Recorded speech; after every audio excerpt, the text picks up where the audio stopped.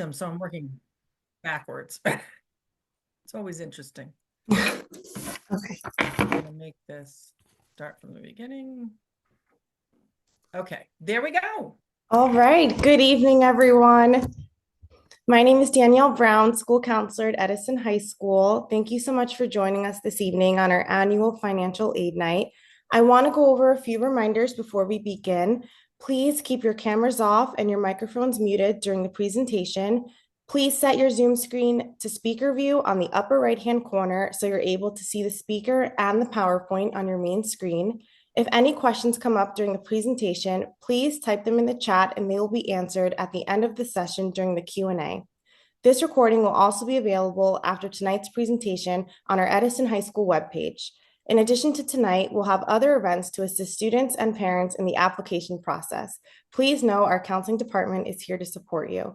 I'm extremely excited to introduce you all to Catherine Boscher-Murphy from Montclair State University, our speaker for the evening. Thank you for joining us and enjoy the presentation. Good evening, everybody, and I hope everybody has a nice glass of water and a dinner in front of them. Mine is waiting downstairs when we get through. As Danielle said, my name is Catherine Boscher-Murphy. I'm the Associate Director of Financial Aid in charge of compliance at Montclair State University. This is my 43rd year in financial aid. If things work out the way I want them, it might be my last, but I love financial aid. I wouldn't have stayed in it this long. So we're going to go through financial aid, an overview, and try and answer as many questions as we can. So this gives you some familiarity with the process and with the FAFSA itself. And that way it won't be quite so daunting when the feds finally release it. Okay, so I am here representing HESA, which is the Higher Education Student Assistance Authority in New Jersey. It is a state agency that is responsible for providing information and assistance to students and families beyond high school. So we're trying to ensure that students get the correct information.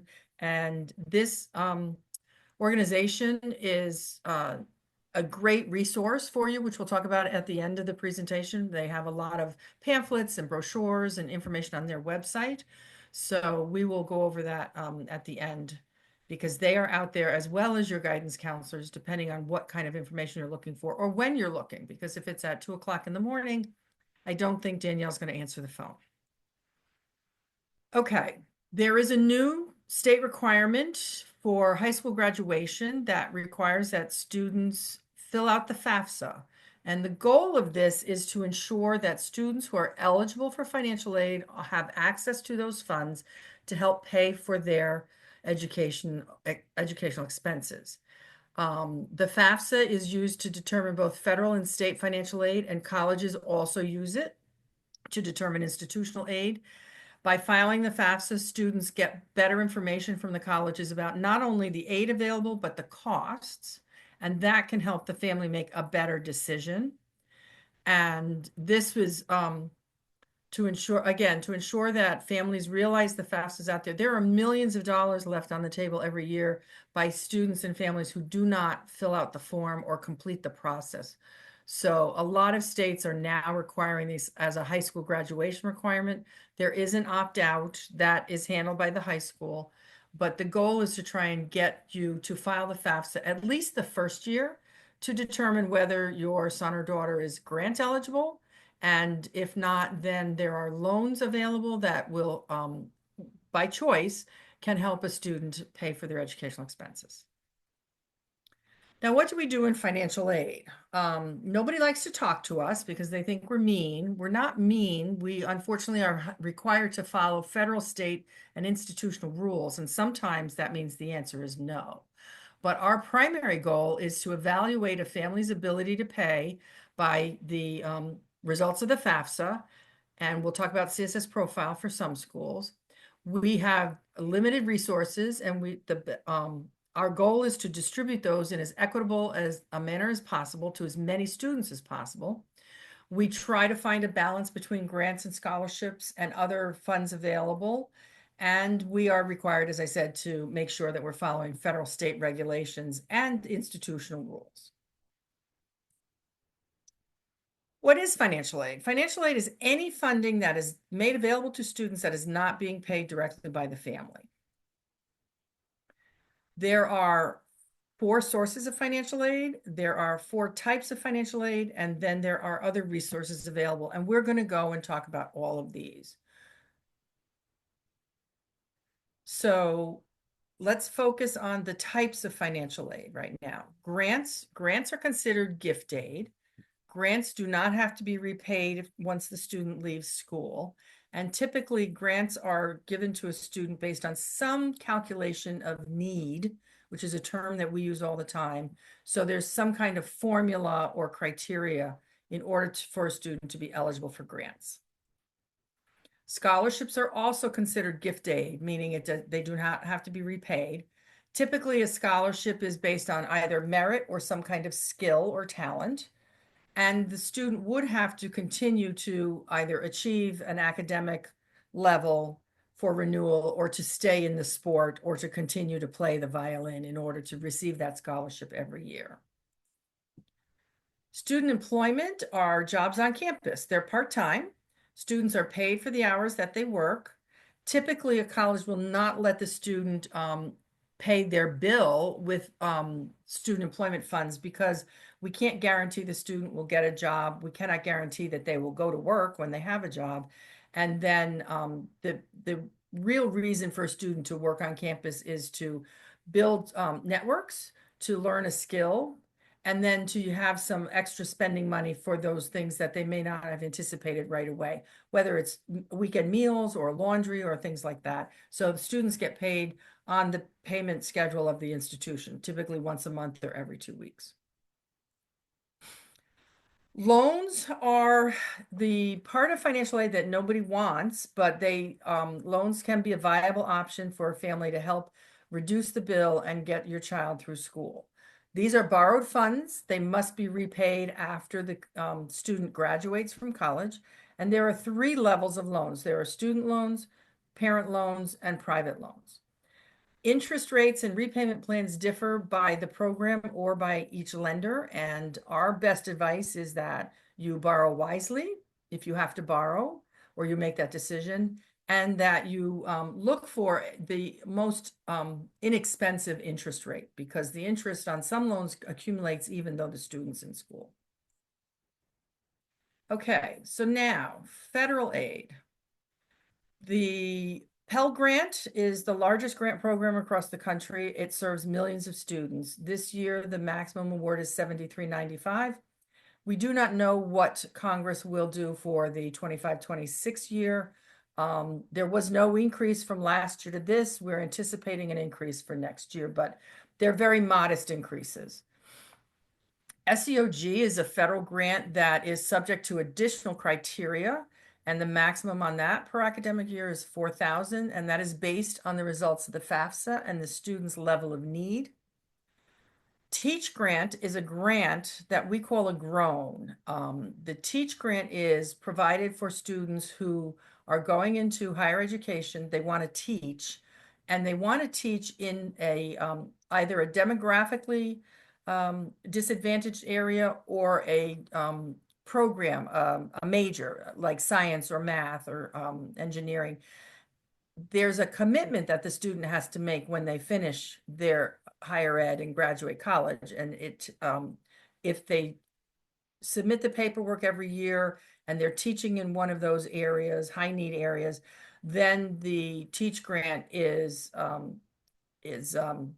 forgiven in certain percentages. If a student takes a Teach Grant and does not follow through and teach in a high need area, then it immediately becomes a loan and the student would have to pay that back, which is why we call it a groan. A lot of colleges will not give Teach Grants to underclassmen, freshmen, sophomores, and even juniors, because it's very hard at the age of 18 to know that you can get through an education program and then make the commitment to be at least 5 years in a specific demographic area or stay within that major. The Stafford Direct Student Loans are loans borrowed by the student. They are capped at $5,500 for a freshman student.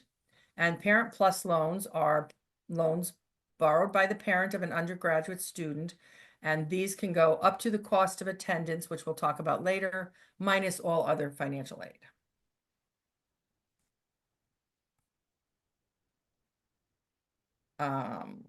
Okay. The state of New Jersey has more programs than the federal government. New Jersey TAG, the tuition aid grant, is the largest program. And again, thousands and thousands of students in New Jersey receive these funds. EOF, the Educational Opportunity Fund, is a specific program that has additional criteria and is targeted to students that are educationally and economically disadvantaged. And there is a slide later which will show you which areas of the state are specifically focused on. CCOG is the Community College Opportunity Grant. Garden State Guarantee is the four-year public continuation, basically, of CCOG. STARS and STARS 2 we'll talk about. The Governor's Urban Scholarship and the Industry Vocation Scholarship. And then NJ Class is a private loan funded through bond structures through the state of New Jersey. For state of New Jersey requirements, the student must file a FAFSA or the alternative application, which we'll talk about in a minute. They must be a U.S. citizen or eligible non-citizen or qualify as a New Jersey Dreamer. They must be a New Jersey resident for at least the 12 months prior to beginning college. They have to attend a New Jersey institution. No New Jersey aid crosses over the borders. They must be enrolled, in most cases, full-time in an approved degree program at an eligible institution. There are some part-time TAG, CCOG, and EOF awards available at community colleges. Student must demonstrate need by filing the FAFSA and has to meet all the deadlines that the state puts out for both the application, the FAFSA, and if they go into follow-up to submit documents. It's a lot of information. We're going to go through it a little more carefully. And again, you will have this presentation available to you to review. So we talked about TAG, which is a tuition aid grant, and that's available to anybody based on family size, income, and assets. EOF, I mentioned, has some additional criteria, and EOF is managed by each campus, and award amounts may vary. The typical award for an undergraduate student, I believe, is around, I want to say $1950 per year. Students must demonstrate educational and economic disadvantaged background, and they must complete all the additional required tasks with the campus EOF office if they are accepted into an EOF program. And that includes a 6-week summer program with required attendance. Governor's Urban Scholarship is available to students who rank within the top 5% of their class after their junior year. The lists of those students goes directly to HESA from the guidance office. So your student's name is already down at HESA if they qualify. The number of the townships that students are eligible for based on where they reside, not necessarily where they go to high school, was greatly expanded in the last year or two. So these are all of the townships that have students eligible for the urban scholarship. STARS and STARS 2 is a grant based on students who achieve the top 15% of their class either after junior or senior year, and they have to go to a community college, one of the 2-year schools, to get STARS. They must maintain a CUME GPA of 3.0 at the community college in order to receive STARS for 2 full years, 4 semesters. And then a student who's eligible for and received NJ STARS at a community college can receive STARS 2 at one of the 4-year public schools in New Jersey. And the amount of that is $2,500. So a student can actually receive this grant for a total of 4 years if they start at community college for 2 and then go to a 4-year college for the last 2 years. The Industry Vocation Scholarship, we call it GIVES, is specifically targeted for women and minorities, and it provides funding each year if a student enrolls female or a minority student is pursuing a certificate or degree in construction-related fields and enrolls in one of the community colleges, county colleges, or one of the technical vocational schools, and there's a couple of proprietary schools that participate. There is a separate application, and that can be found on the state system called NJFAMS, and we'll get into that in a little more detail. But you can see that these construction supervision, solar energy technology, and architectural engineering technology are some of the programs that are covered with this. Some of these are not huge scholarships or grants, but every dollar helps reduce the amount the family has to pay out of pocket. Now, between CCOG and the passing of the Garden State Guarantee by Governor Murphy 2.5 years ago, New Jersey now has the New Jersey College Promise, and some students can go through college in Jersey and apply and graduate without any debt. And of course, it's based on the two programs that we're going to talk about. CCOG is the Community College Opportunity Grant. It pays for, it can pay for all or part of tuition and the mandatory fees at a county college. Student must be in at least 6 credits. They must be making satisfactory academic progress throughout their program, meaning they're not failing and dropping out of courses. And it's available for their first or second year of enrollment at one of the county colleges. There are 3 tiers to CCOG, and it's based on the parent's adjusted gross income. So if a student comes from a family where the adjusted gross income is between 0 and 65,000, the student would be eligible for a CCOG grant. But remember, this and GSG are last dollar in grants. So if the student comes from a family with the income between 0 and 65K, but they have a Pell Grant and a state tuition aid grant that's already paying the tuition and the fees, they would not receive a CCOG because their tuition and fees is already being paid for. Tier 2 goes a little higher into the income levels, and then Tier 3 was added last year, and that goes up to $100,000. And it's based on the AGI that's on the FAFSA for the year in question. Same thing for Garden State Guarantee. So you can go to a county college for 4 semesters, 2 years, and be eligible for CCOG. And then if you transfer to a 4-year public, you are eligible for GSG under the same criteria.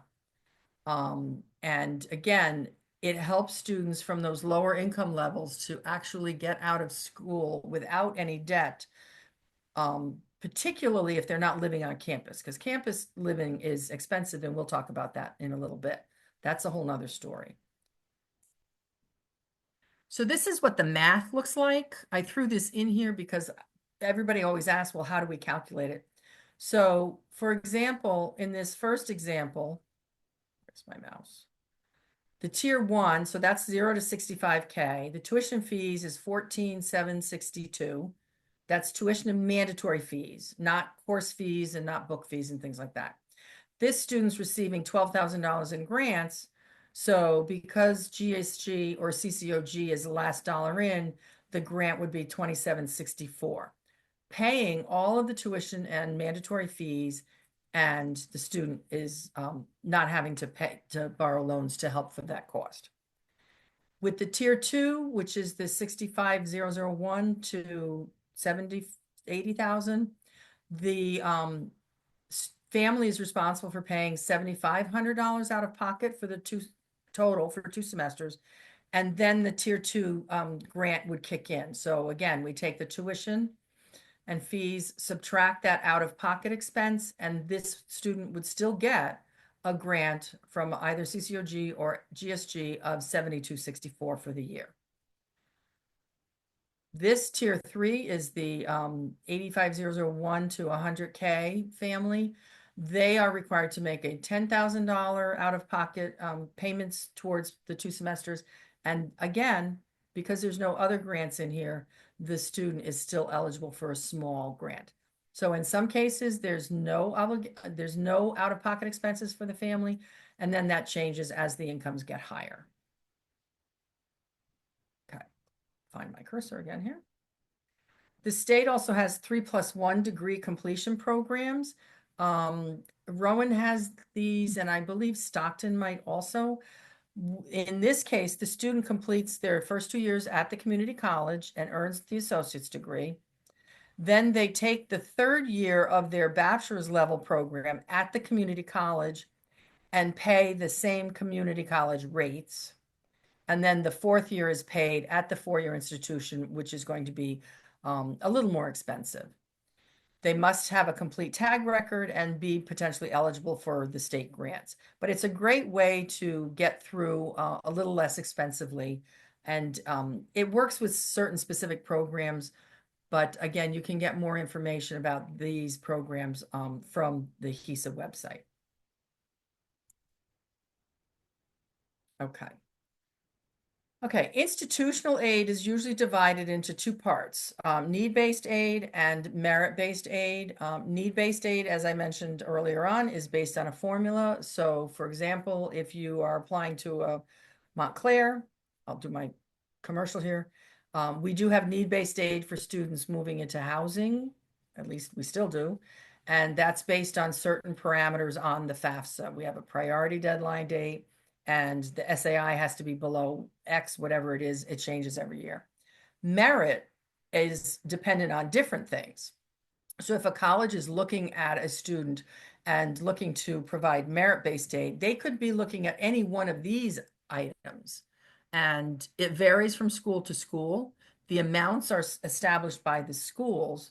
So, and that changes, as one of the counselors mentioned earlier. We do not yet know for the 25-26 year what our institutional and merit-based aid is going to look like for next September. That's still being worked out with the budget people and the finance people. But merit can cover a lot of different territories. There are other ways to help pay the balance of the bill. Most colleges offer a monthly payment plan each semester. There's usually an enrollment fee. They do not charge interest. And that takes the balance of the bill after the aid that's been accepted by the student is subtracted, and then divides it into several months. So it spreads it out. It's more of a cash flow solution. And it's something that a lot of families utilize because it does make it easier to make that payment over time as opposed to all at once. There are also the undergraduate loans for students. Again, I mentioned that $5,500 is the maximum for a dependent student. That is split between subsidized and unsubsidized depending on a student's need. And what's the best thing to know about that is subsidized loans do not have any interest calculating while the student is in school, and the unsub does. The interest rate for this current year is 6.53, and there's an origination fee of 1.057. So it's like a mortgage fee. You want to borrow 150,000, but the bank will give you 145,000 because they're going to take 5,000 up front. Same thing with these. There are lots of conversations with Congress to try and eliminate the origination fees. It has not passed yet, but we keep hoping every year. Other loan options include the NJ class, which I mentioned. That is the private loan offered by New Jersey HESA. And they have very competitive interest rates depending on parents or a borrower's credit rating. The Parent Plus loan is the federal government's parent loan. Their interest rates are higher because that's based every year on the June T-bill. And again, these are credit-based, so regardless of which one you're applying for, and the private loans, which we'll talk about, there's a credit check. It's either a credit review or a credit check. And then the options are made available to you based on that, particularly for Plus. Lots of lenders have what they call a private loan, private educational loan. Every college works with various lenders across the state and across the country. You may hear of places like Sallie Mae or Wells Fargo or even Citibank and Chase. Some of them have started to get out of the program, but there are still many, many lenders. And the interesting thing about the private loan is that it doesn't have to be the parent. It could be any borrower that is creditworthy, or it could be the student with a creditworthy cosigner. The interest rates and repayment plans vary significantly. And most colleges do not have what we call a preferred lender list. We have a historical list. So you can use a product called Elm Select, which I'll put in the chat if I can manage doing two things at once. Elm Select, a lot of schools use that to help you make decisions and show you what kind of private lenders that particular college has been working with.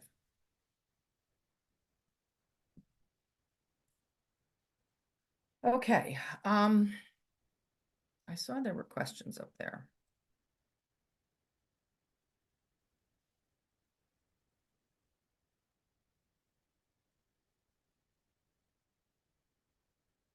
Do you want me to answer some of these questions now so that we can move on, or If do you you would like want? to, Catherine, it's up to you. I think most of them have been answered by Lori or Eleanor. Well, I'm looking at the new ones. Just question, this presentation will be sent for the parents to have it at? Yes, it'll be posted on our website.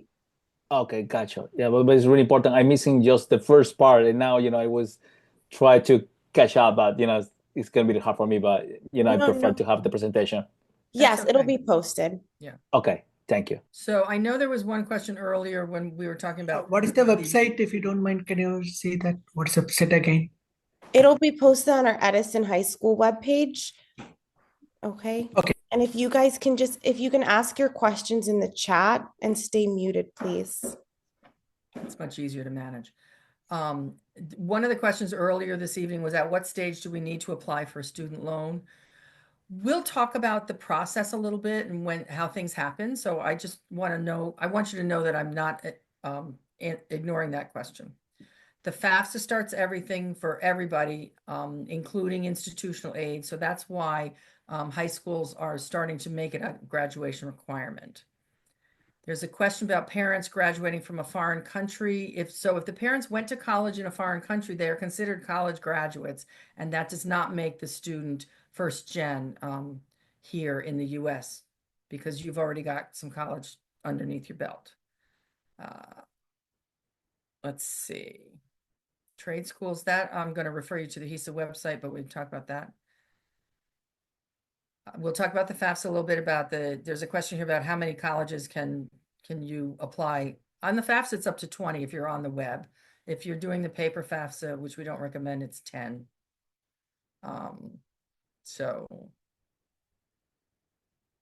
Okay, some of these are other admissions types of questions.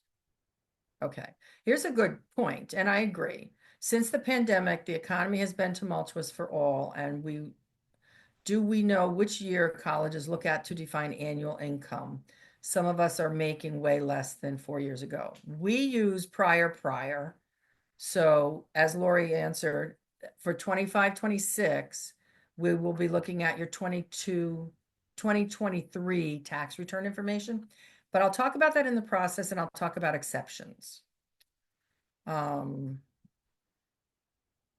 Everybody's eligibility. This is a question about if you have gross income more than $250,000. Every student can get an unsubsidized loan of $5,500.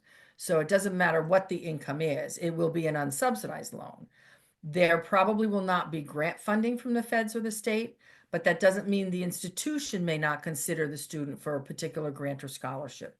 Again, we want you to apply for the FAFSA at least the first year to get the real answer, not from your neighbor, not from your kid, not from anybody else, to find out if you truly are eligible.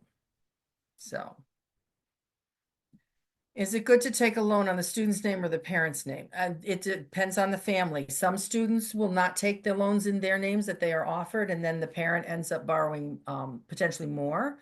Some parents, like myself and my husband, we wanted our daughter to take a loan in her name so that she could then very quickly build credit when she graduated. And we wanted her to have some skin in the game. So we did that, and she had to borrow $10,000 from the student loan programs for her school, and she had to keep her scholarship.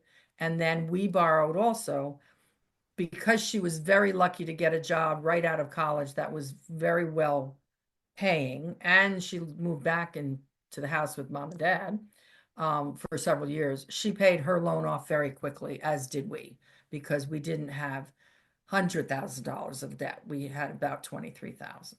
So, okay, let's keep going. So we've talked about grants, we've talked about scholarships, we've talked about loans, we've talked about where they come from, the feds, the state, the school. Now we're going to talk about how do you get there. The FAFSA is the main application and will be used by over 6,000 colleges and higher education institutions across the country. It is required if the student wants to get federal or state aid, and many schools may require it for institutional aid to make sure that they have the ability to better parse out their funds as equitably as possible to as many students as possible. That requirement should be listed on the web page for the college that the student's applying for. The CSS profile is an additional application that is requested by approximately 400 schools. They tend to be the higher priced, more selective colleges, and they are trying to get information about the family's finances beyond what the FAFSA is allowed to ask. The FAFSA is restricted in what it can ask and where it gets the information by Congress. So we can't get any information about an ex-husband on the FAFSA. Some schools will use the profile to collect that information, and typically they only get the profile from the student the first year. And depending on what schools your child is applying to, you may end up doing one profile that actually covers 3 different colleges, because they each contribute the questions they want answered, and then CSS puts it all into one form. Again, we're looking at prior information, so that'll be 2023. There is an application, there's a website that's listed there, and you can go see which colleges require the profile for freshman admissions. In New Jersey, the only one is Stevens Institute. And then for our Dreamer students, so Dreamer students are defined, and we'll throw up the slide in a minute, as students who are not here as an eligible non-citizen or a U.S. citizen. And so in New Jersey, they are eligible for state aid. There is no federal aid for Dreamer students. Again, another fight with Congress that we're trying to pass through. But at least New Jersey does have funds available, and that would include all the state funds listed on one of those earlier slides: the state grant, EOF, CCOG, GSG, as long as the student meets the Dreamer criteria. So this is the information about profile. Some schools, after this last year with the FAFSA debacle that we're still living with, are working with CSS to develop a profile light where they would get preliminary information, because we're hoping that the FAFSA works much more smoothly this year. We will see. It remains to be seen.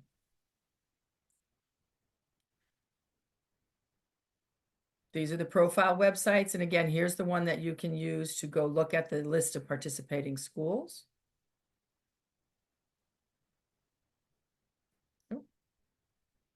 Skipped one.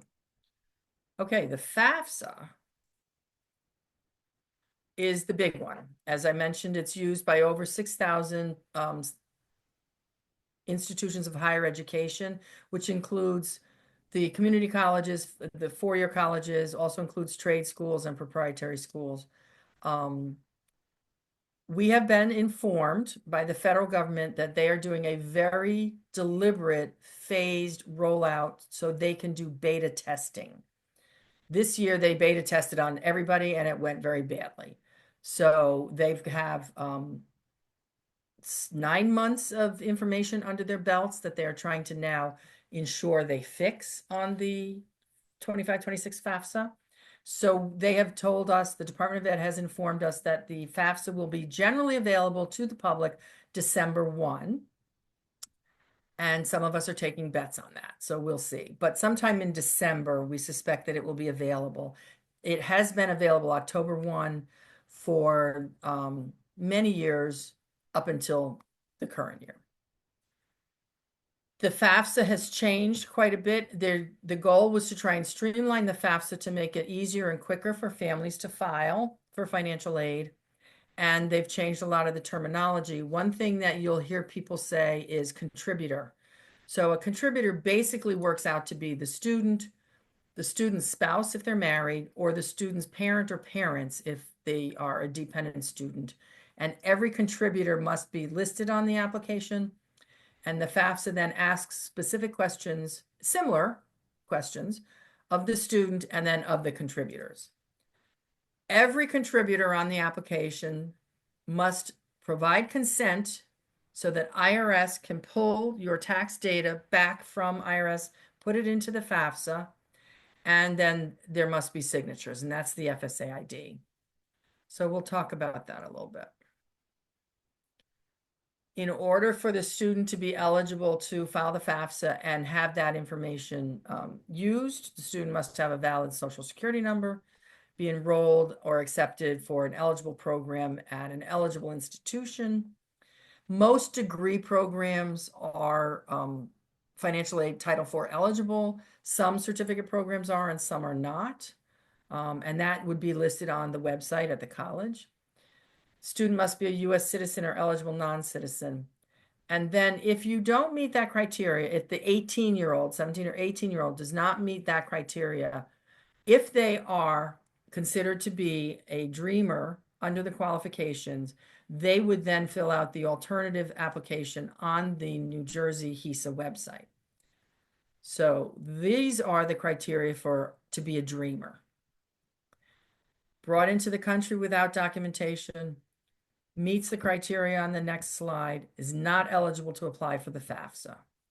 And then they have to have attended a New Jersey high school for at least 3 full years or received the equivalent of a high school diploma. They have to have graduated. And they have to be able to, based on their immigration status, be able to sign an affidavit saying that they will apply or they have filed for legal immigration status as soon as they're eligible to do so. So not every visa status, if a student's here on like an international visa, this does not qualify them for dreamer status. So it's a specific population. And all of our websites have all this information out there as well as the HESA website. So on the HESA website, if you click on students and you click on dreamers, that's where you get started. They are making their alternative application available October 1st. So dreamer students can file earlier with the state of New Jersey. They have to register a user ID and password, and then they can fill out the application. In order to file the FAFSA, if a student is eligible and they have contributors, everybody has to get an FSA ID at studentaid.gov. And if you just go to that website and click on create an account, that will take you through the process. This FSA ID acts as the electronic signature for the FAFSA and allows the student and the contributors to provide consent. It is used to obtain federal loans each year, and it is used by the the federal National Direct Student Loan System for students where they can look up their federal loan balances and things. The FAFSA helps the student identify who the contributors are within the first couple of screens. And then the student would provide the demographic information, so name and address, social security number, email address of the contributor, and invite them to come into the FAFSA. The contributor will get an email and be invited to go into the FAFSA, and then they fill out their section. Contributors are typically, as I mentioned, the parents, biological parent, step parent if married to a biological parent, or an adoptive parent. And the student can't see the parent's information, parent can't see the student's information. And it can happen at the same time, same day, or it could happen 2 weeks apart. It's just a matter of how you're coordinating with your student. If there are parents who file jointly, the FAFSA will only ask for information for one parent because the tax return has information for both right on it, and that's all the federal tax draw requires. If parents are separated or divorced, the student should use the parent who provided more support in the previous 12 months. And if the parents are married and they did not file their taxes jointly, or they're unmarried, biological parents living together, and so they can't file their taxes jointly, then each parent will need the FSA ID and each parent will have to be invited to contribute to the FAFSA. It sounds complicated, but on the FAFSA, there's a built-in skip logic, which actually makes this fairly simple for most families. We did have a lot of struggles with it, families with unusual situations, mixed parents where one parent had a Social Security number and the other one didn't.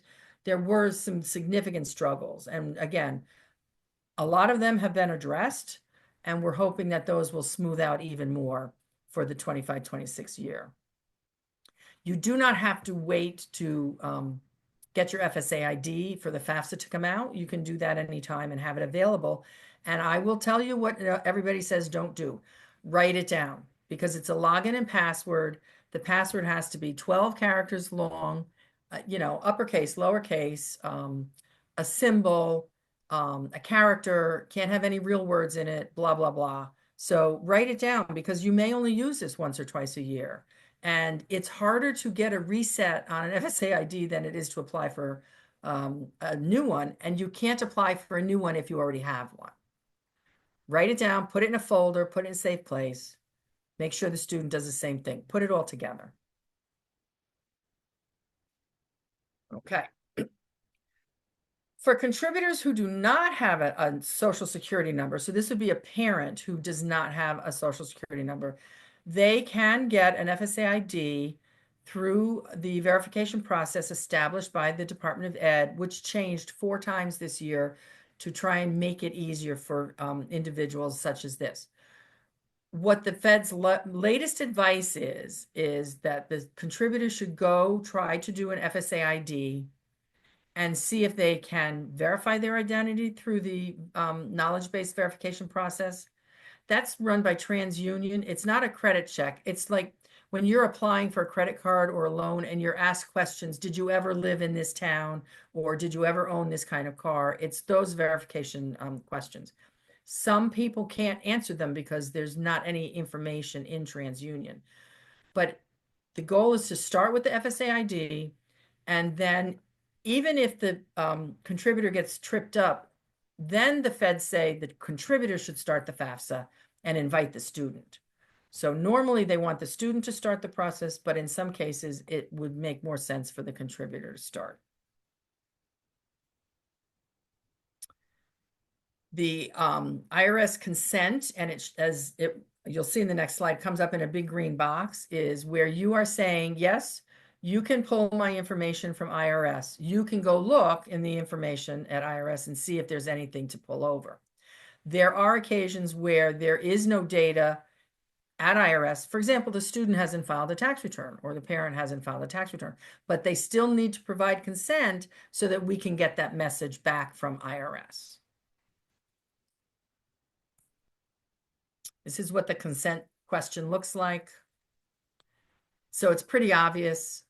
If you skip it, then you will get an email saying you have an incomplete FAFSA and you need to go provide consent. All right, that was a lot of information. So let's see what we've got.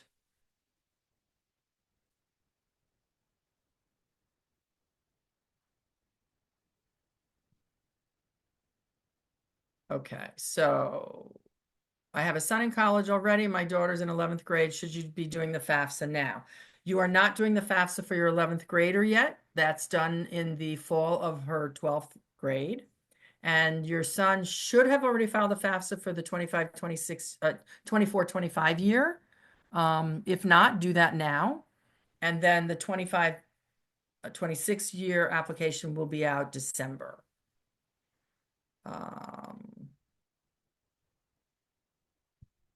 Need-based aid can be provided by the federal government, the state of New Jersey, and the college or institution. Yep. Lori, you're right on top of these. Yes, you need to file the FAFSA every year. Okay. I have a 529 education plan with enough funds for the student. Students still get grants, financial aid, and government loans. Yes, the student still may be eligible for financial aid and should apply because the 529 plans, you have the decision making to determine whether you want to use those for this student or potentially use it for a younger child or for yourself for eligible expenses. But again, we can't say it enough. Yes, they should apply. Is an H-4 visa student eligible for FAFSA? No, students coming in on an H-4 visa are not eligible. I was told that if you already applied for FAFSA when you went to college, the information will be pulled into your child's account. No, that is not correct. You may still have an FSA ID, depending on when you filed, and you need to go find that or ask for a reset because they won't let you get a new FSA ID. You will have to get a new one. And then your child has to get an FSA ID so that both of you can fill out the form. Okay, what if parents are divorced, mother does her tax return with the child throughout the years, but the divorce paperwork states father is responsible for college or university? Would it be in any issue since he did not claim her in taxes? Divorced parents can have any agreement about who claims the child anytime, and it does not impact who the correct contributor is for the FAFSA. The contributor is the parent, basically, who provided more support to the child in the previous 12 months. And typically, that is what we used to call a custodial parent, but not always. So if you are the parent, if you're the mom and the child lives with you, and you are paying for groceries and the rent and the gasoline in the car and the clothing and the doctor's appointments, even if you get a little bit of child support, you may be providing more support. If, however, you are not working or you're working a very small job and your ex-husband or ex-wife is paying a lot towards the expenses of the household and the child, they may be the contributor. So there's a parent wizard on the FAFSA that the student completes in order to figure out who should file the FAFSA, and they should follow those instructions. So it doesn't have anything to do with who is claimed, the child. I'm sorry, I took myself off mute because I want to follow up to that. What if you're divorced? What if you're separated and not divorced? Same thing applies. Same thing? Thank you. Yep.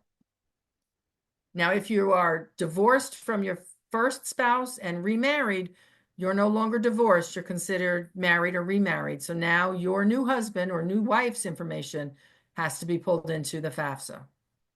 And that's been true in a second marriage situation.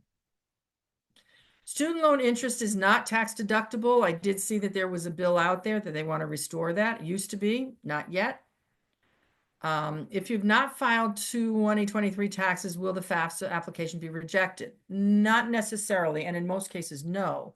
What will happen is you'll answer the question, I did not file my taxes, and then the IRS, we call it the DDX, it's the data exchange, will go out to look at IRS and will return a code that says did not file taxes.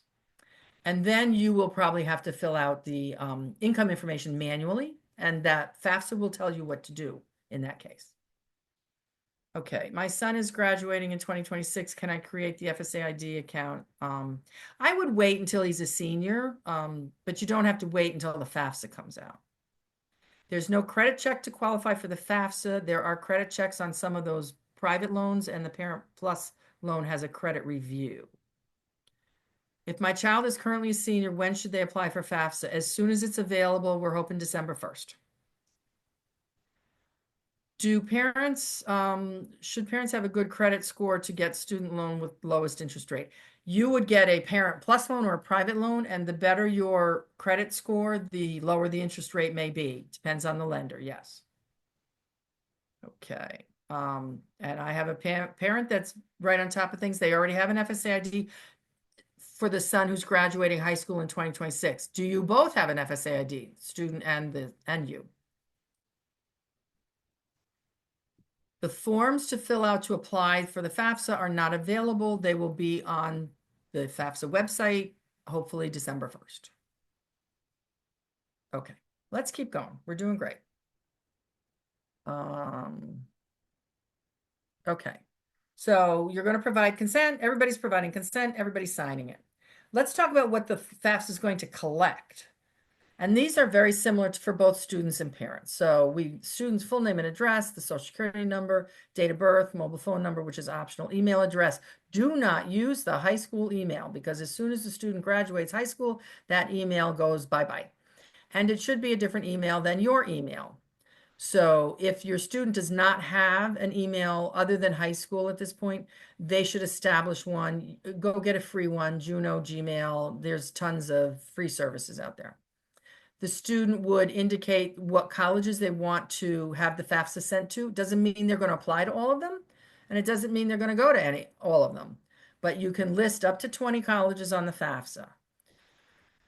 I don't know that I would be paying my application fees for my child if they were applying to 20 colleges, but some families do.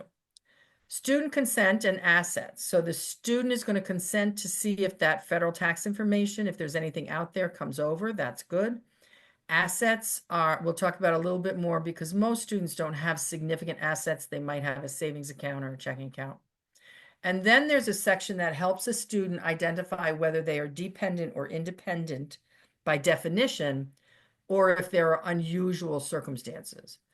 The FAFSA financial aid regulations require that if the student's under the age of 24, they are dependent on their parent unless they meet certain qualifications, such as they are a veteran of the armed forces, they are married, they are supporting a person, providing more than half support, they are an orphan ward of the court.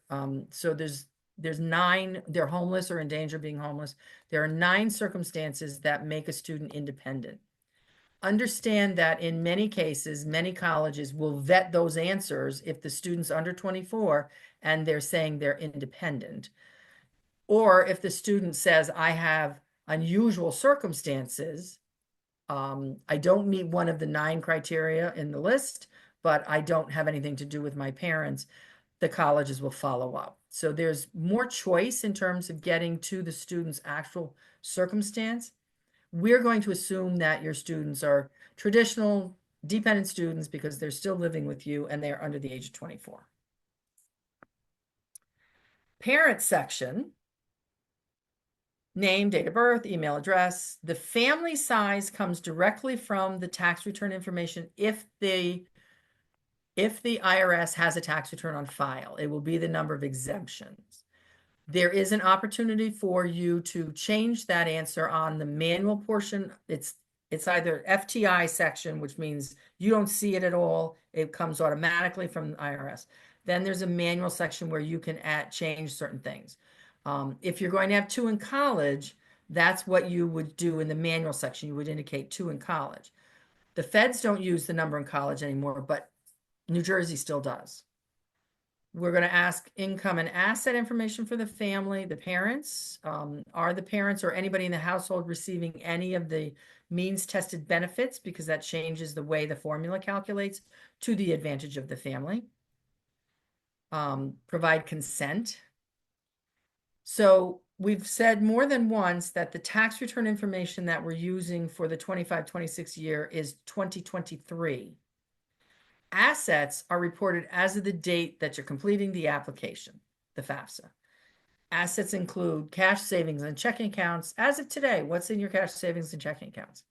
We're not going to come look under your bed or in your drawers. And we don't need to know to the penny, and it doesn't have to be 100% accurate. But if you have $100,000 in your savings account, that's what you put down. If you had $100,000 in 2023, but you bought a car, so now you only have $25,000 today, you put down the 25. Investments include CDs, money market, stocks, bonds, property, if you own a property anywhere, if you have a second home. Business or farm value, if you have a business, if you own a building, if you have inventory, if you have machinery, there's a value to that. And you would calculate current market value if you were to sell it today minus any debts or outstanding claims against that property.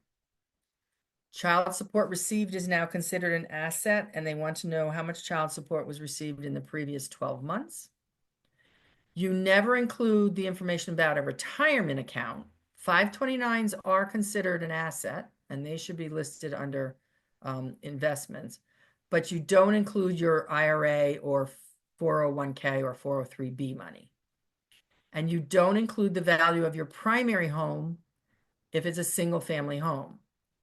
So the $500,000 you might have tucked away in your house that you're planning to use when you retire has nothing to do with the FAFSA. It's been off the FAFSA for years. Having said that, if you're receiving a pension distribution on your tax return from your pension plan, that is considered income. So it's not the $500,000 you have in your pension plan, it's the $10,000 distribution that shows on your tax return. That will come over with the IRS pull.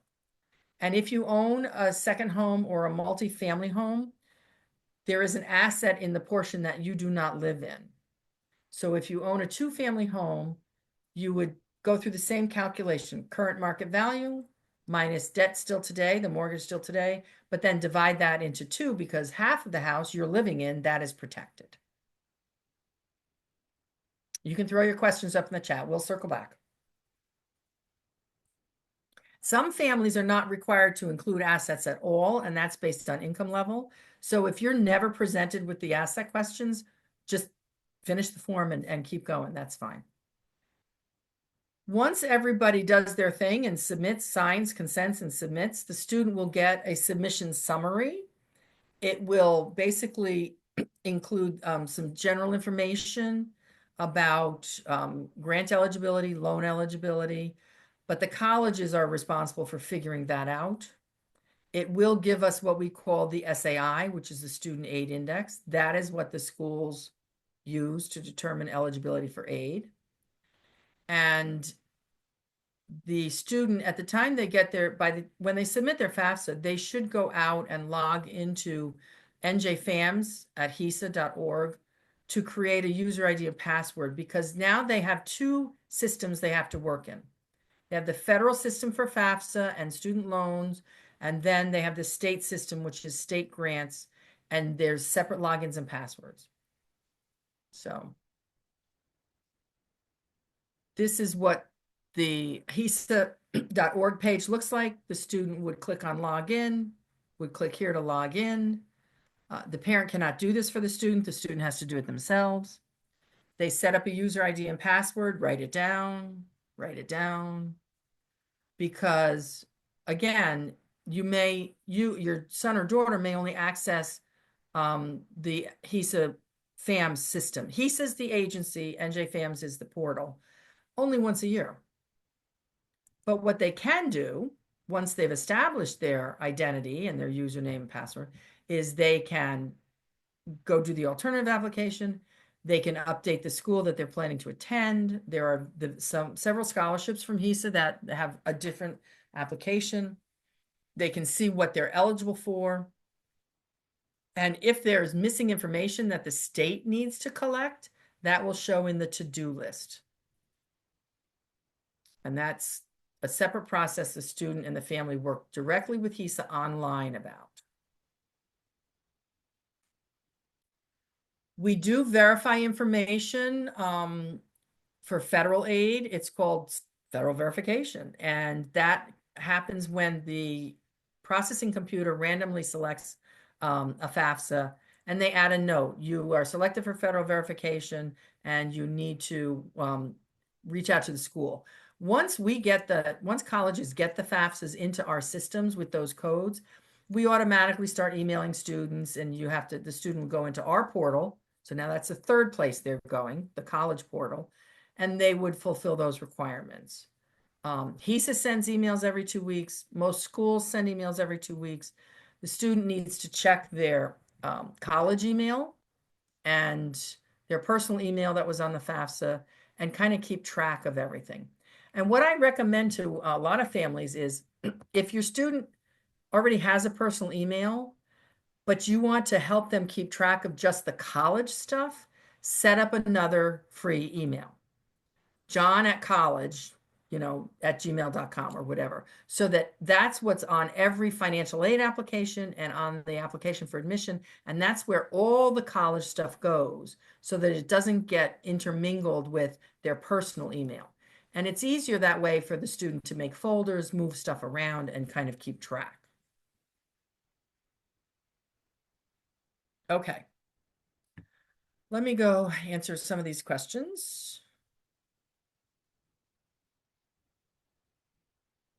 Okay. Okay, should we apply separately for New Jersey state funding? No, the application that they use is the FAFSA unless the student is a dreamer. So when you fill out the FAFSA, it will go to any of those colleges that are listed on it, and it will go to the state agency at the for the state of residence. So HESA automatically gets that information from the FAFSA, and they will then run their formula to determine state grant eligibility. Yes, students can apply for multiple loans. We often have students that will borrow through the federal subsidized and unsubsidized loans and then still have a gap, particularly if they're in housing, and they will apply for a private loan with a creditworthy cosigner. Yes, that can happen. I have twin boys in 11th grade. How is the process and assessment different from a single child? It's not. They each fill out the FAFSA individually. You sign both FAFSAs, and then their aid will be determined based on the income that you're putting on that application. Number in college does not impact federal aid at all, but again, it does impact state aid. So it's viewed, this state is trying to help families that have more than one in college, just like we've done for many, many years. The feds took that out this year. Okay. Oh, qualified student loan interest is still deductible for 2023 and 2024, but it's phased out. Okay, I apologize. I lost the benefit, so I just assume nobody has it. That's something that you should talk to your accountant about when and this is the student. So if you're looking at student loans or you have a Parent Plus loan or private loan, that's the conversation when you're filing your tax returns. Son's saving account is joint with me. Is it more strategic to remove my name and keep it solely under him, or do I leave it alone and report it as part of my assets? Whose social security number is listed first? Because that would be the primary owner.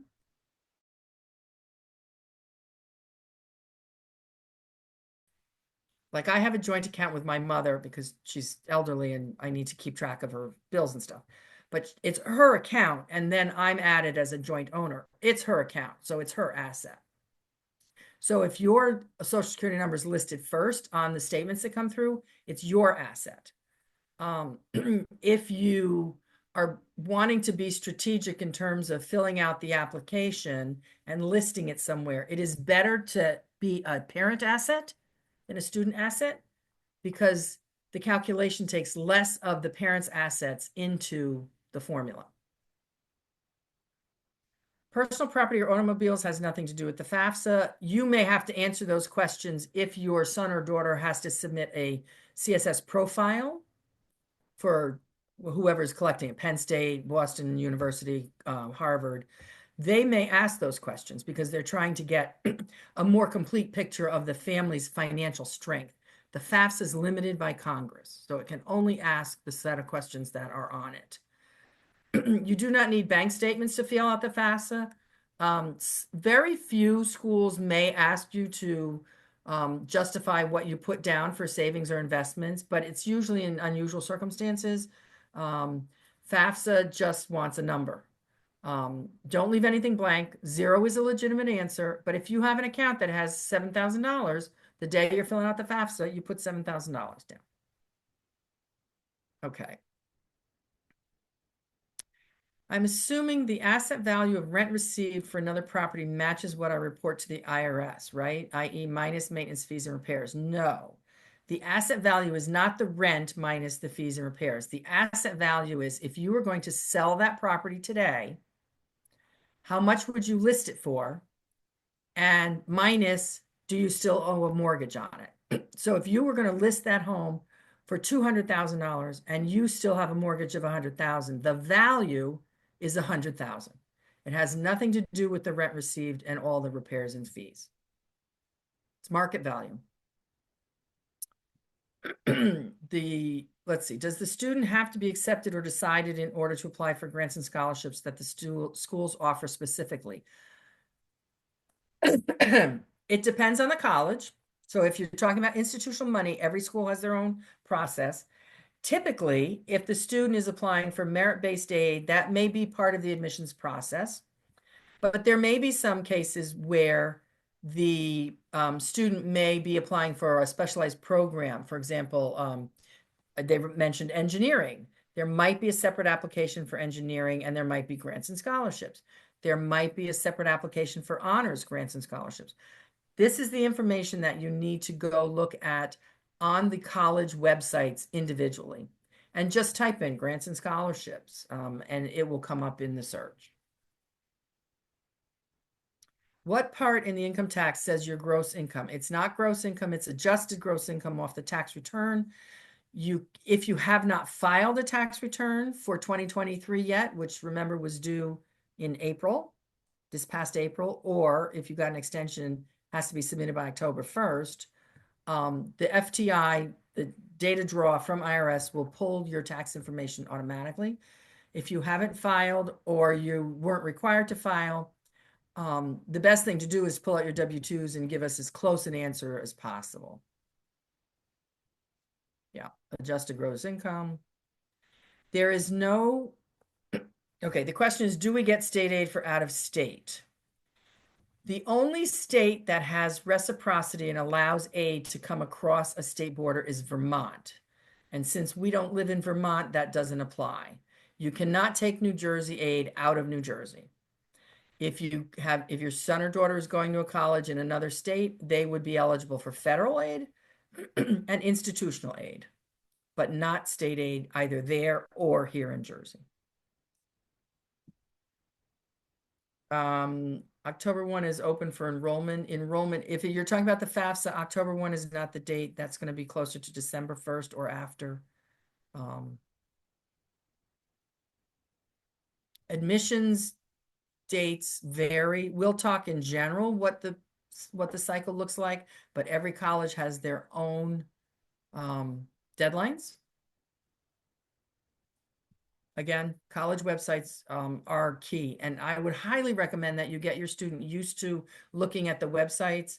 They're not going to get all this information on a TikTok or an Instagram.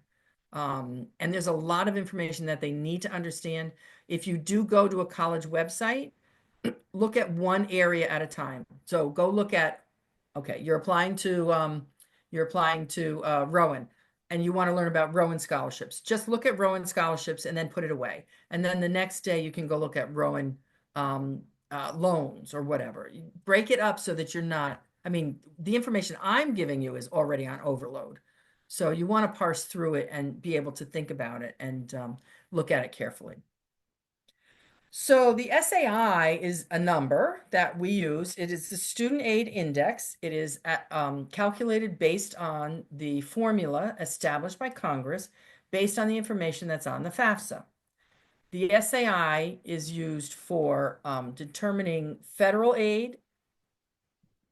The information on the FAFSA is used for state aid. Colleges may use the SAI to determine institutional aid. And the Pell Grant can have a separate SAI depending on family income, the adjusted gross income, because they changed how Pell is awarded. So it's kind of impacted by SAI, but sometimes it has its own SAI. And that would be something that the FAFSA would put out there on the submission summary. All right, so we use the SAI in combination with cost of attendance. So cost of attendance, we are required to include various components, and we have to publish this so that it's available to you so you can find out how much does it cost to go to a college. Right now, if you go out to anybody's website, they're going to have 24, 25 information. It's going to be maybe a little less than 25, 26, depending on what kind of tuition and fee increases the colleges do, but it will give you a really good idea. Tuition fees is considered a direct expense. The student will get a bill for that. It goes to the student. It will be for one semester at a time or one term at a time. Food and housing can be direct or indirect. So it's direct if the student is going to live on campus and have a meal plan. That's going to show up on the bill from the college. It's an indirect expense if the student is either living off campus or living with you at home, but we are required to include those components because you're still feeding your child and you're still providing for them. Books and supplies and equipment, transportation are all indirect expenses.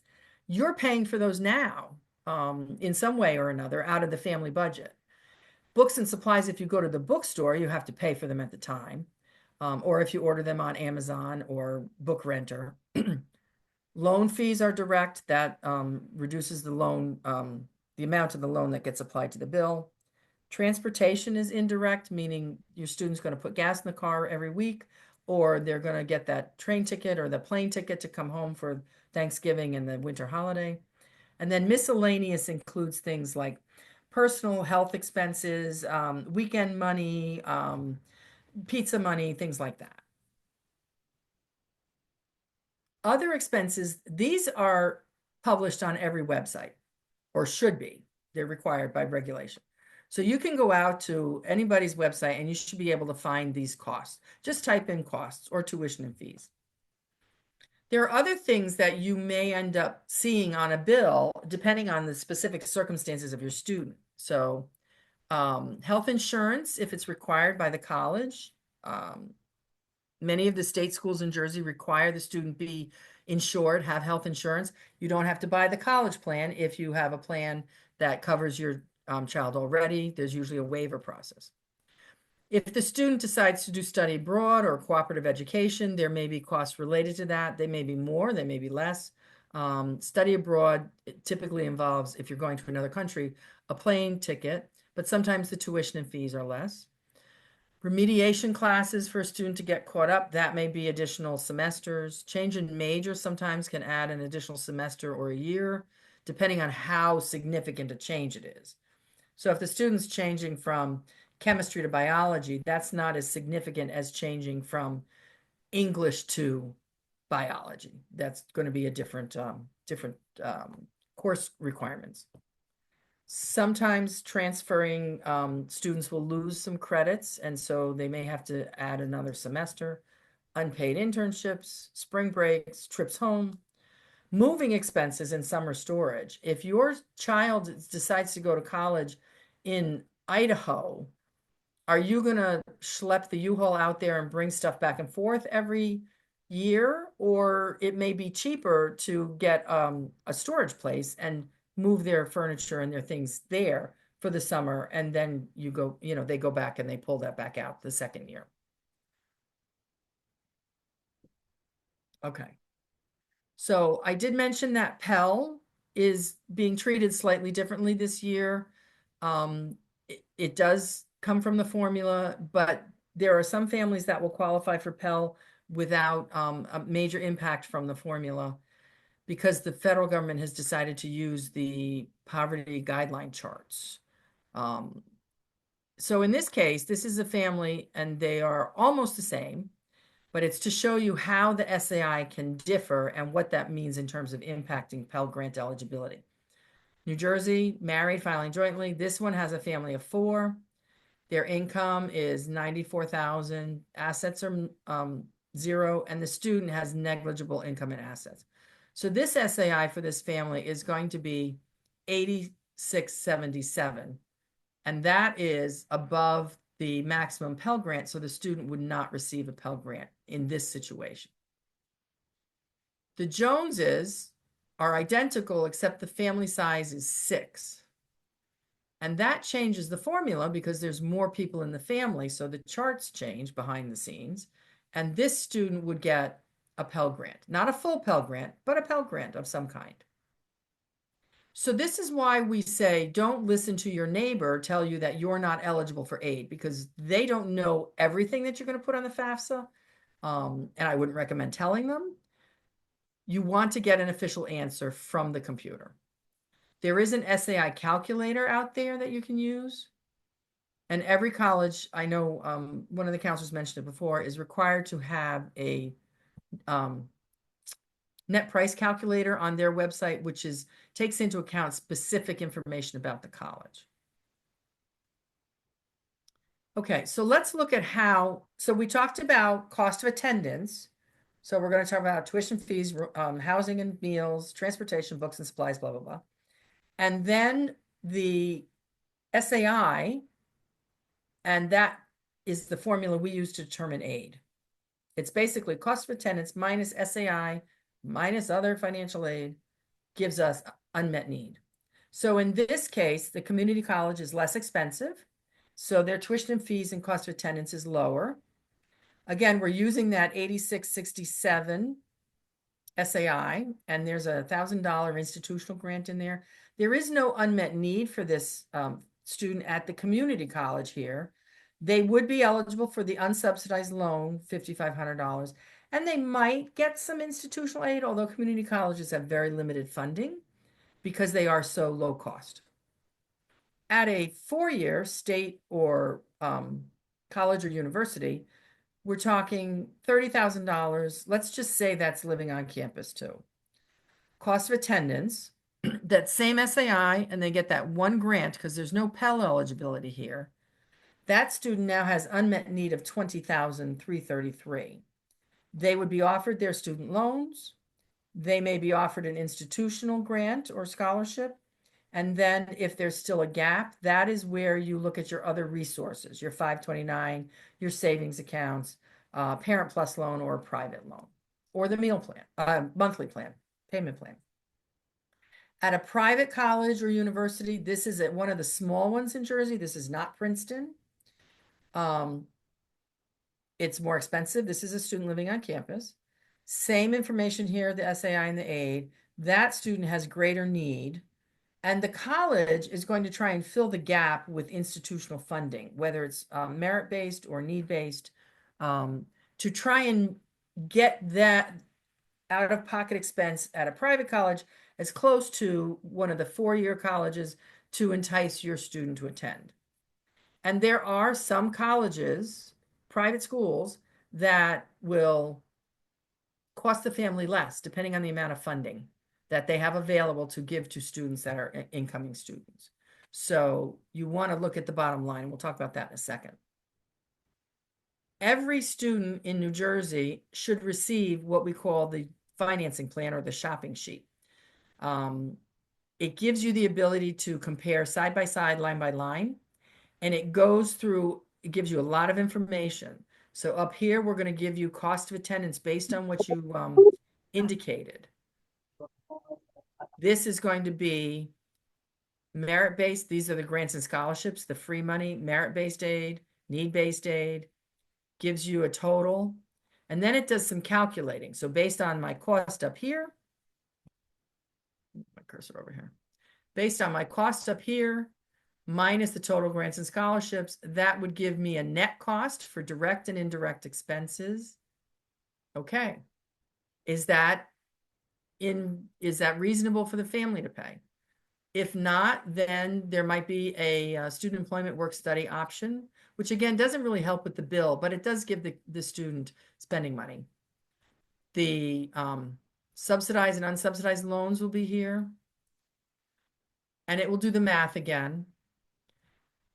A lot of schools do not like to put Parent Plus loans and private loans out there because they're not automatically available. You have to go through either the credit review or the credit check.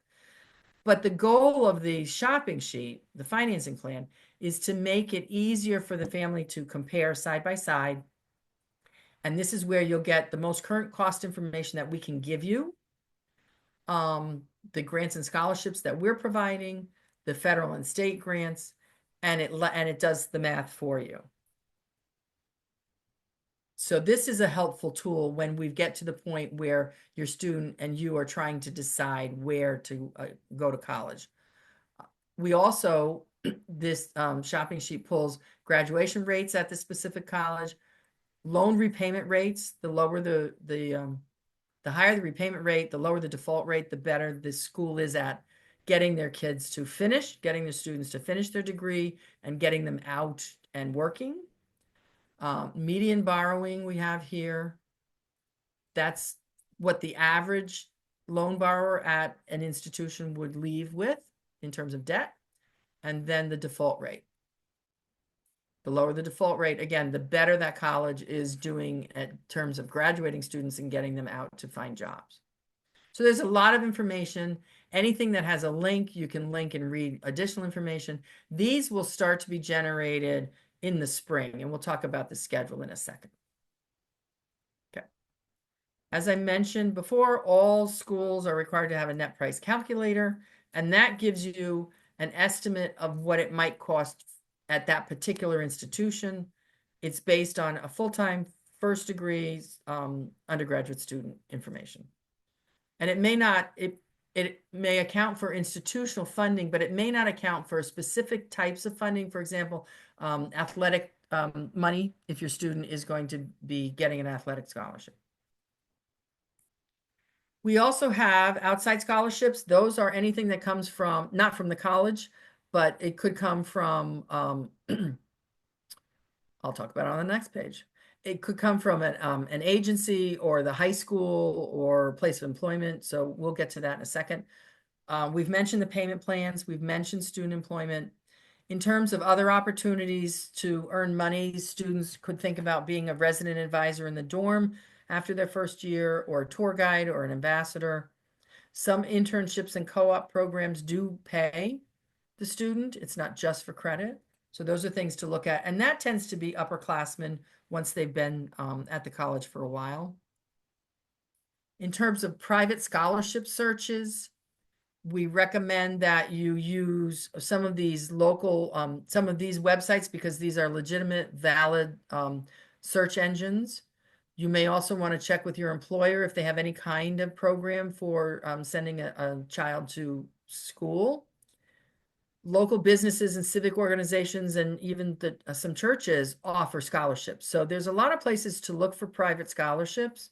More and more schools are participating with Scholarship Universe, and that is a nationwide search engine. The student sets up their profile, and the search engine looks and will provide, based on the information in the profile, will provide links to scholarships and a match rate.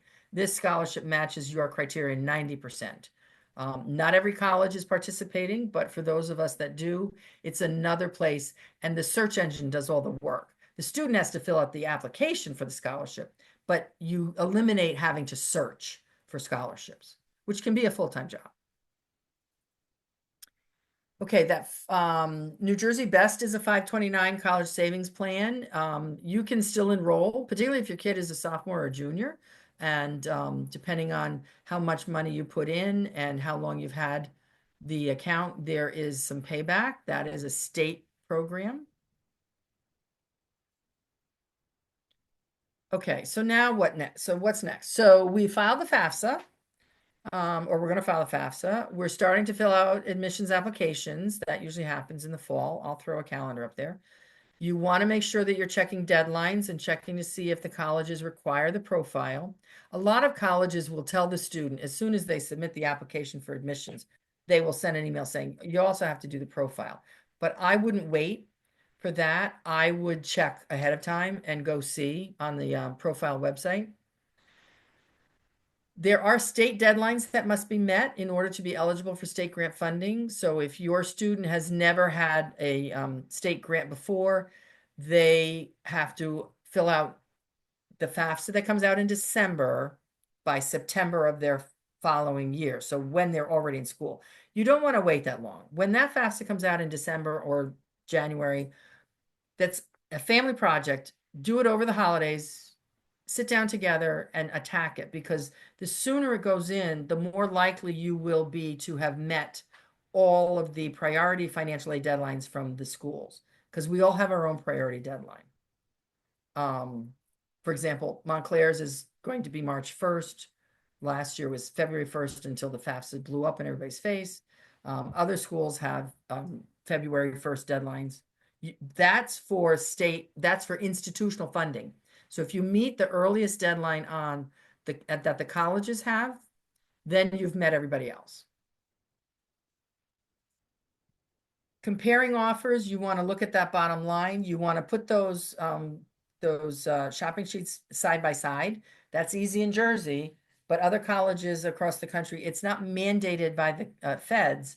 It's a state requirement. You may see it in different layout and in different format with some different language, and you're going to have to kind of piece it together. You want to be aware of certain things, like if I'm going to get a scholarship, how does that get renewed? Do I have to keep a minimum GPA? Do I have to stay in the sport? Typically, that's true. Need-based aid may change from year to year, depending on how the college changes their criteria. Outside scholarships come in, and that helps pay the bill. But you want to know from the school, are you going to take back your money, or are you going to reduce loans? It's always better to, if the college has a policy to reduce loans, because then we're reducing indebtedness. But every school can set their own policy. Watch out for scholarship scams. Do not give your bank account number, your social security number, or your tax information to anybody, and don't pay for any scholarships because you don't have to. And then I always just warn about consultants. Consultants will give you what you pay for. You don't need a financial aid consultant because you have access to the guidance counselors, you have access to the college financial aid people. There are this is the first that I'm doing, but there are many of these presentations at high schools all over. And a lot of the schools that I'm working with are having a general overview like this, and then we're going to do a FAFSA day or night where you can come in and fill out the FAFSA. Admissions consultants might be okay, because sometimes it's hard to manage if a student's applying to many colleges, and they can help guide the process, but you're paying for something and you want to make sure you do your due diligence there. Okay. Now we talked about 2023, and I know somebody asked the question that there have been great fluctuations in income, and that is true. And we're still seeing the effects of COVID and the pandemic. If there's been a significant change to the family financial situation since the 2023 taxes were filed, there is a process we call special circumstances that colleges are required to look at an appeal if you're submitting for that. Every school sets their own rules, but they can't refuse to look at an appeal. And every school collects different information. At Montclair, I do these all the time. I mean, this is part of my job. And we're trying to maximize grant funding as much as possible. And sometimes it seems like we're collecting a lot of information, but we can't just use the FAFSA data. We need to be able to justify to a program reviewer or an auditor why we did what we did. But if there's a change in income, for any reason, reach out to the college and find out. Look at their website, find out what their process is. We have a lot of leeway with the federal regulations on special circumstances. State of New Jersey is a little more restricted, and they have different rules. And we manage the whole process at the campus. Here's a typical cycle for financial aid, and we throw the college application process in here. Between December and March, you want to complete the FAFSA. Look for that FAFSA as soon as possible after December 1st. I guarantee if it opens up December 1st and everybody gets on, it will crash. They had problems with that this year. It's just, there's millions of students trying to apply. Based on these timelines, your student will start to receive financial aid offers probably January, February, March, and in through May, depending on when we receive the FAFSA and the student is accepted. June and July, if your student goes through an orientation process and gets registered for classes, you'll start to see bills come out, may or may not have housing. Every school is a little different. Almost all of this is email, it's not paper. So you have to be aware that you and your student have to be able to have a conversation and check the emails regularly so that you have complete information. Bills are typically due in August before students get to campus. That doesn't mean it has to be paid. That means there has to be an arrangement made. So you're either in a payment plan or you've got a plus loan application pending. Your student took their student loans. So it could be a number of factors to get that bill resolved. HESA offers numerous websites and webinars and workshops, and that information is available on HESA.org, and that's available to you.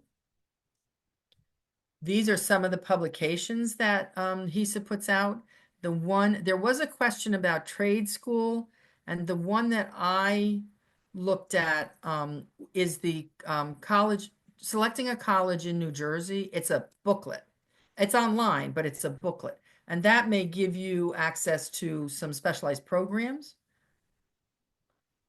These are the types of services that are available from HESA.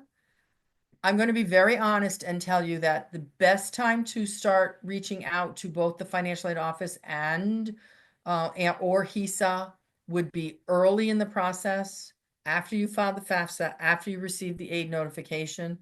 Do the documentation that you have to do, read the emails, because in July and August, everybody waits.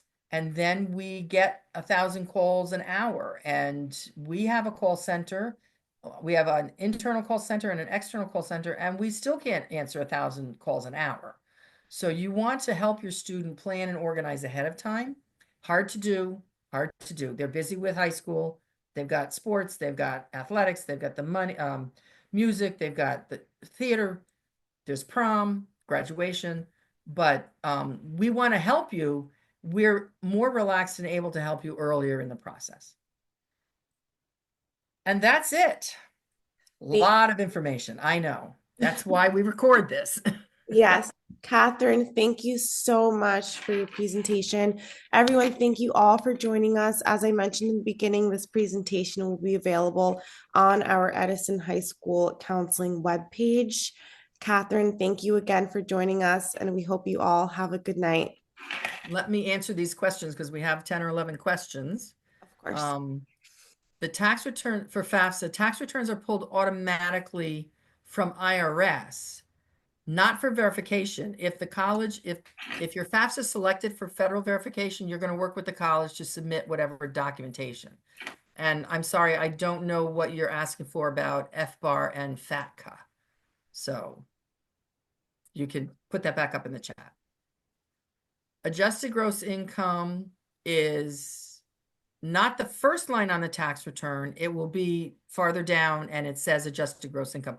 The first line on the tax return is wages. So if you are unclear, pull out your 2023 tax return, take a look. Adjusted gross income is very clearly laid out, and that's the data that taxes paid and the exemptions. That's what's going to pull over from IRS to the FAFSA. Applying for the FAFSA automatically considers you for Pell Grant. Yes. Will a bigger funding with bigger unmet need a consideration in the college admission process, as the college needs to do something to fulfill the bucket of unmet financial need? Boy, that's a loaded question. But I understand where you're going. Some schools are not need blind, meaning before they accept a student, they will look at a student's family financial picture on the FAFSA. A lot of colleges are need blind, meaning that these two processes run without any interaction. So you go apply for admissions, and Harvard just went out there. I think Harvard just went out there saying they were not going to be, they were going to be need blind going forward. You fill out the admissions application, that follows that process. Financial aid is over here on this side, and the twain shall never meet. Once you're accepted by the college, then we generate the financial aid information. Student has extra money for scholarships or grants or whatever financial aid. Are they able to put that money towards housing or other costs? Yes. So we give you a financial aid package. That's what we call it. It will show you whatever federal, state grants, institutional grants, and then the student loans. If the student's bill, tuition and fees are paid with the federal and state grant, the rest of those funds are available to help pay the housing charges and the meal plans. If the student is not living on campus and they have excess funds, they actually get a refund each semester. And they can use that for their transportation costs, their books and supplies, things like that. The shopping sheet comes directly from the financial aid office at each college.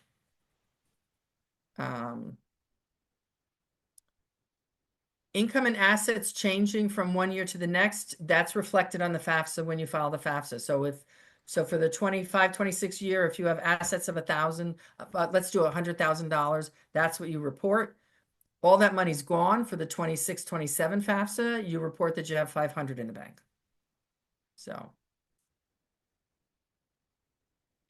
Would the size of unmet need negatively factor against a student selection in a college admissions process? It depends whether the college is need blind or not. If they're need blind, no, has nothing to do with it.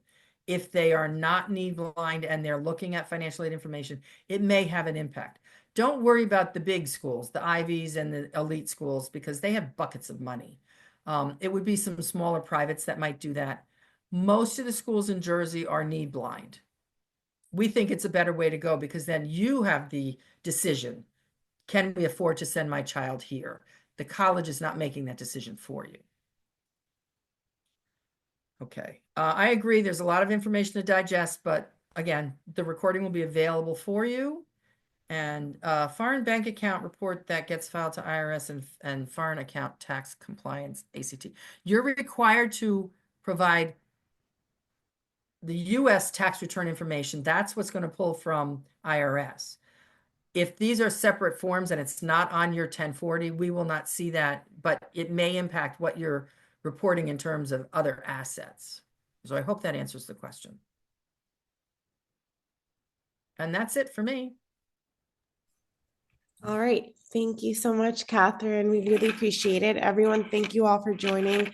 I pasted the link to our counseling page in the chat where this presentation will be available. All right. Thank you. Thank you, Danielle, for your help. And thank you so much. Of course. Thank you. If you have questions that you can't answer, you know, you can shoot them over to me. My email is on the Montclair website. And hopefully I'll see you soon again. Thank you. Have a good one. Have a good evening, everybody.